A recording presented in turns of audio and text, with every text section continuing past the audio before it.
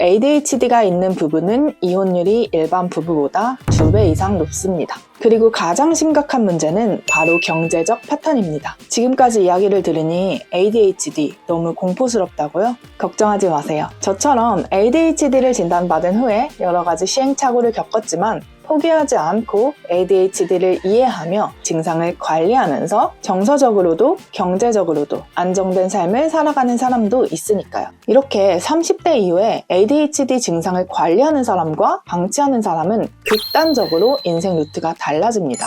안녕하세요. 오늘은 알코올 중독과 빚더미에서 벗어나 이제는 CEO가 된 ADHD 치료 7년차 수아입니다. 오늘은 ADHD 약물 치료를 받고 있거나 아직 치료를 받지 않는 분들을 위해 ADHD를 적절히 관리하지 않으면 어떤 결과가 벌어지는지, ADHD를 관리하는 사람과 방치하는 사람이 30대 이후 인생 루트가 어떻게 달라지는지 공신력 있는 자료들을 바탕으로 이야기해 볼게요.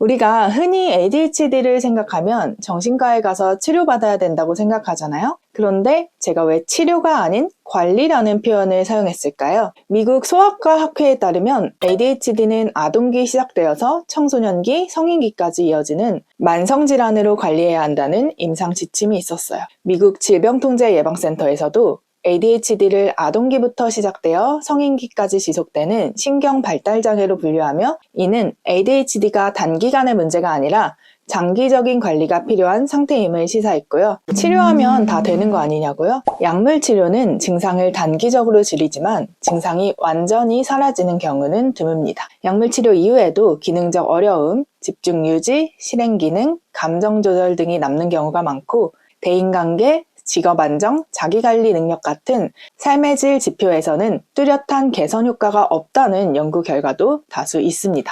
영국 UCL 연구에 따르면 ADHD 진단을 받은 성인은 남성은 평균 6.78년, 여성은 최대 8.64년 더 일찍 사망한다고 해요. 이는 당뇨나 고혈압보다도 더 치명적인 수치라고 합니다. 또 ADHD가 있는 부부는 이혼율이 일반 부부보다 2배 이상 높습니다. 그리고 가장 심각한 문제는 바로 경제적 파탄입니다. 덴마크의 대규모 분석에 따르면 ADHD 성인은 형제 자매보다 수입이 낮고 세금은 적게 내며 복지 지출은 훨씬 많다고 해요. 또 ADHD 성인은 빚, 연체, 충동적 소비 등 지속적인 재정 스트레스를 겪으며 이는 가족에게까지 부정적인 영향을 끼치게 된다고 해요. 당연한 거죠? 건강, 가족, 돈. 이 세 가지는 설명할 필요도 없이 인생에서 가장 중요한 것들이잖아요?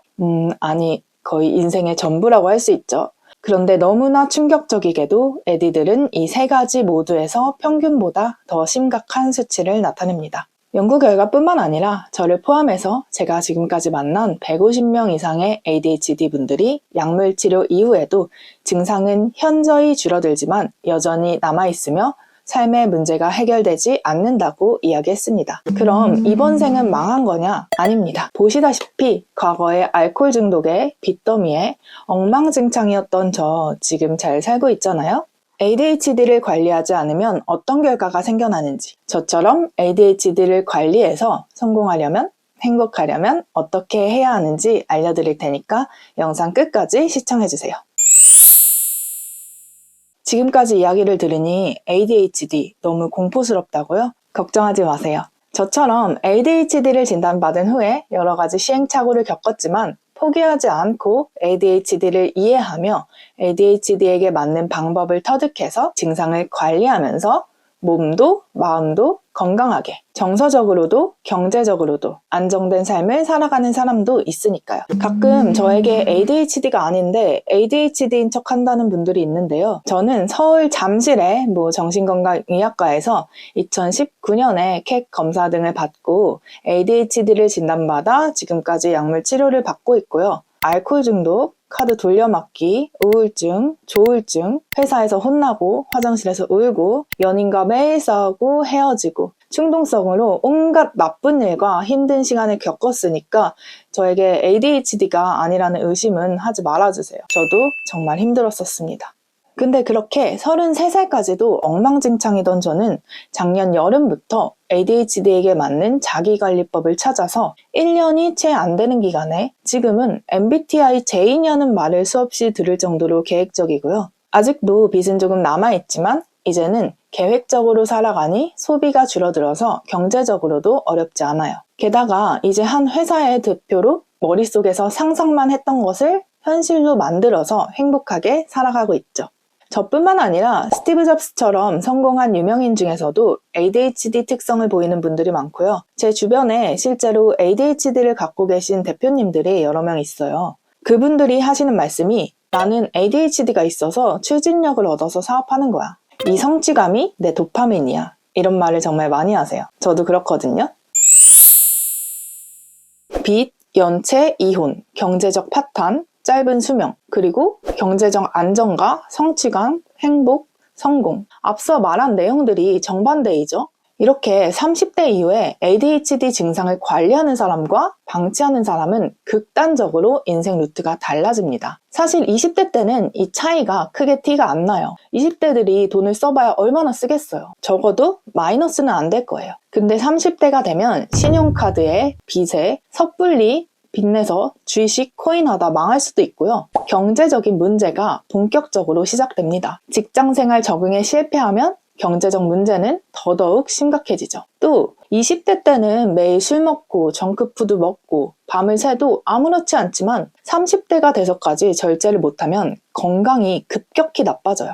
청소나 정리전돈, 집안일 못하는 문제도 부모님이랑 같이 살 땐 심각성을 몰라요. 그러다가 자취하고 결혼하면 문제가 커집니다. 여기까지 들으니까 나도 바뀌고 싶어. 근데 난 뭘 해도 안 되던데? 도대체 어떻게 해야 성공한 ADHD, 행복한 ADHD 되는 건데? 궁금하시죠? 돈 관리도, 청소도, 일도, 건강관계도 여러분들이 게으르거나 부족하거나 나쁜 사람이어서 안 한 게 아니고 ADHD 때문에 못했던 거니까요. 방법을 알게 된다면 여러분들도 충분히 긍정적인 방향으로 ADHD를 활용할 수 있습니다.